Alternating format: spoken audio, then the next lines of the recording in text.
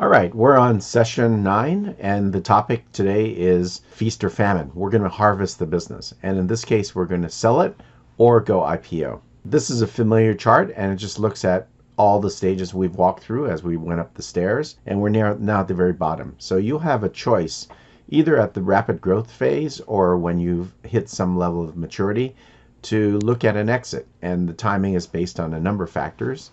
The rate of growth that you think you can continue without additional funding, the entry of competition into your business, or the IPO market conditions. So there are many considerations within your own company, its industry, or the general securities market.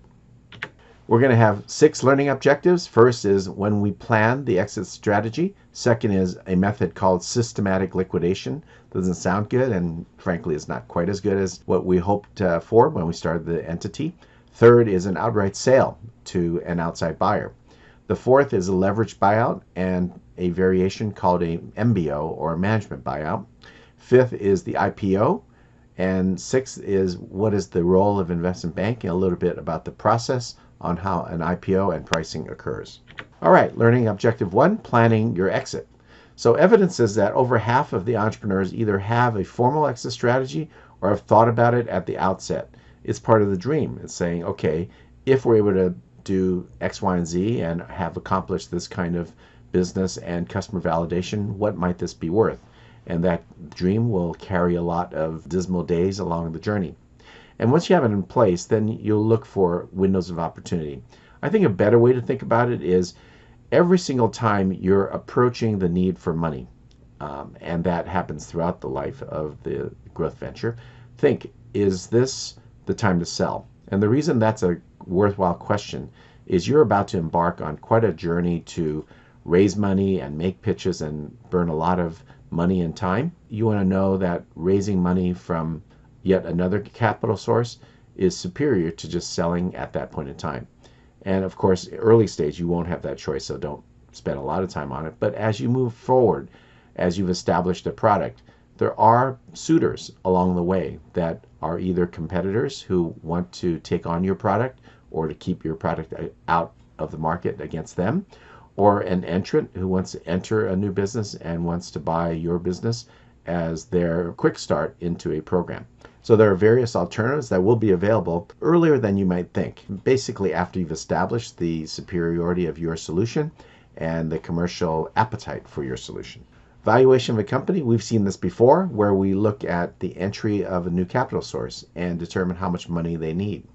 In this example, on the left side, we have the future enterprise value of $15 million, and who gets what? In this case, we've determined that the rate of return and the time frame necessary for the VC requires that they get $7.6 million out of the successful exit, and because of that, that constitutes a certain percentage. And in this case, that percentage is about 50% of the total.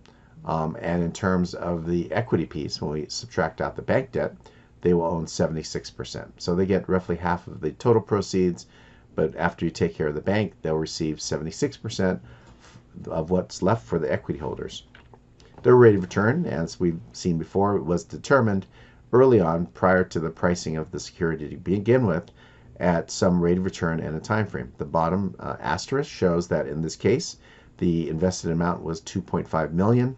The holding period was 5 years. The rate of return was 25%, so that constituted a requirement or a target of $7.6 million by year 5, which is the point of exit. Harvesting is a word that is the endpoint. It's the fruit of your labor, and the farming analogy is apropos here. You have to prepare the soil, you have to plant the seeds, you have to fertilize and water, you have to tend it over the growth season, and then at the end of the season, you're able to harvest and then reap the rewards of your work. Well, that's the same as an IPO or a M&A transaction. You've worked hard to build your company, and now it's time to reap rewards. So the alternatives we're going to look at are systematic liquidation, outright sale, and IPO. So systematic liquidation, as the name implies, is that we're going to use the cash flows and we're going to start distributing the money. And this can be done for a longer period of time because you may have achieved a business that will have a few years to go as far as generating good cash flow, and you can use that for distribution. So rather than continuing to invest money and pouring all your profit back into the business, you might find that it's good to just sit and run the business and generate cash and distribute the cash. So the advantage is that you have control. The advantage is it will be spread over years. And the other advantage, you don't have to find a buyer.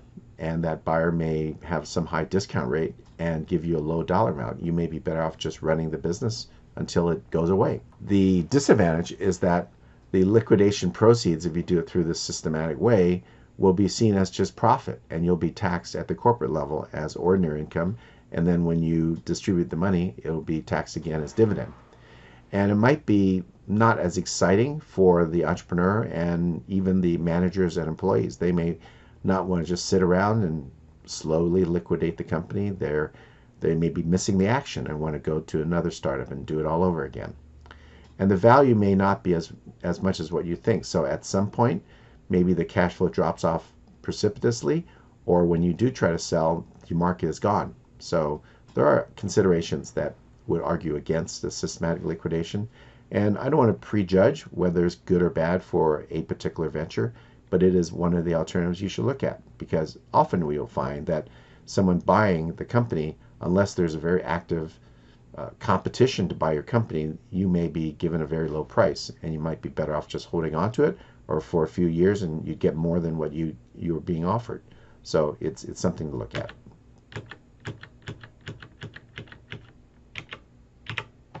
Another choice is outright sale.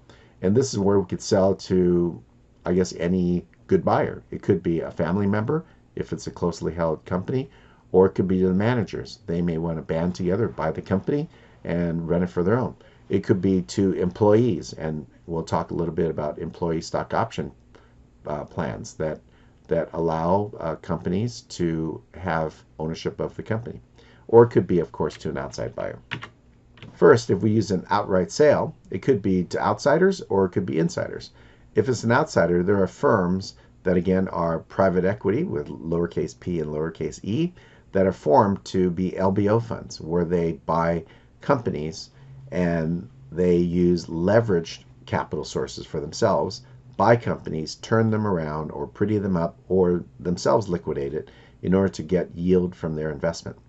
Or it could be management buyout. This is a scenario where management wants to buy the company, but they don't have the cash. They just have the desire to run and run well the business, but they don't have the money. So in this case, the terms are different because hopefully there's low risk, and there are firms that specialize in providing MBO or management buyout funding. An example of this is something I did with one of my entities, Norris, and Simpson. This was the company that I referred to along the way, many of it related to pain, but along the way we had a lot of fun and some good times as well. But MB&S was formed in 1932 out of the Great Depression, and it was a high integrity and respected firm, and they did mostly institutional client work for life insurance companies and large local players. And it grew too quickly, and it was exposed in a real estate recession that occurred in the late 1980s. So I was the CFO and general partner through this growth period and, unfortunately, for the decline period. And I was a general partner, which led to very painful risk for my personal assets. And I spent 3 years to wind it down gracefully while protecting my partner's personal assets. And so we were all general partners, and I was lucky enough to be the one working with the senior people to find a way out for the company. So one of the things we did, among many, is to spin off the piece of the company that was working, that was profitable, that did not overextend, and that was the Northwest. We had offices in Portland, Oregon, Bellevue, Washington, was just outside of Seattle, and Vancouver, not Vancouver, Canada, but Vancouver, Washington, which is a suburb of Portland. It's on the other side of the river, therefore it's in the state of Washington. And there were 3 of our 10 partners that were working that area. So we worked out a deal with those 3 partners and others to buy themselves free from the mothership, which was sinking, so they could continue the company. So this graphic here depicts what happened. So the middle is the NBNS Northwest, which is this group of 3 partners plus some new ones that would join them. They went to a management buyout firm and they got money and they signed a loan to the MBO firm. Then they took that money and bought their freedom from the mothership of Norris, and Simpson, and they got all the Northwest operations and the use of the name. So they got exclusive use of the name Norris, and Simpson, which again had dated back to 1932 throughout the western United States. So they own the name and we could no longer use that in California. So we use the proceeds and the mothership to use it to settle and negotiate payment for our creditors to somehow whittle down the amount of overhang that we had as partners. NBNS Northwest got their freedom, so to speak, and they ran their business and well over all these years. They've been separate now for 20 plus years, and they were able to pay off the loan, and they actually paid it off ahead of maturity schedule for the loan because they really were diligent, ran the business well, and have succeeded. The other approach that we looked at is what is an employee stock ownership plan, or an ESOP. So in kind of graphical form again, on the left we have a non-leveraged ESOP where there is ESOP trust, which is the entity that's formed to hold the interest of the employees. And then they have a company that would then sell to the trust, and the trust in turn distributes money to its employees. So that's a simple non-leveraged ESOP. The one on the right, which is frankly more typical, is that it's a leveraged ESOP because it's unlikely that the employees could have enough money to buy themselves free. Similar to the MBO example, you need a financing partner. So here, the ESOP trust creates a purchase from the company. In this case, it is the fund co. And then they get money, use that money to buy the stock. And then now the trust owns the stock but has debt. And then as money comes over the years from the underlying company, the entity that you bought, use that money to pay off the loan, and the leftover money will then belong to the employees. So that's a leveraged ESOP. And so this is a general seen as a positive thing in the U.S. economy, that employees would have the ability to own their own company, control their own destiny, and share in the value created. So there's quite a bit of political and financial backing for ESOPs, and there are tax advantages. So banks that perform this intermediate function and provide funding for ESOPs receive some tax advantages. So ESOP is not a huge thing in the U.S., but it is significant, and it's been around for many years, and you can see the allure of this to a public policymaker. An example, there's a national organization called the NCEO, or the National Center for Employee Ownership, that helps advise companies and employees on how to do this and how there are proven examples of why this has worked well. This is an article from about a year ago showing that the largest employee-owned companies are not small names. They're big companies and they're successful ones, largest being Publix. And the next slide shows that here's the top 10, and they're large employment bases. So the supermarket chain, which is Publix, has 188,000. Penmark, which is a staffing agency, has 24,000. So these are not little businesses. They're pretty significantly sized businesses. And these are all ESOP structured investments. Another example is that was number 24 in that list, so we didn't see the entire list, was Gensler. Gensler is interesting because it's right down the block from us. Their headquarters are on California and Kearney, and it's one of the world's largest, if not the largest, architectural firm. And this is the Shanghai Tower that they're in charge of, will be one of the largest, if not the largest, building in the world. They employ about 5,000 people, mostly professionals, architectural professionals, and was founded by a gentleman named Art Gensler. And Art was an excellent architect and a very decent person, and he built a firm. But they kind of hit a wall because many of the stronger architects would leave the firm and start their own. That happens in all professional service businesses. So they were a McKinsey client in the 80s, and they developed a program or an approach called the studio system, where essentially you have the company of Gensler, and he had studios comprised of smaller groups of architects with a varying amount of seniority. And the most senior person in that studio would run it like a little business. So Gensler became a series of little businesses operating under a powerful umbrella.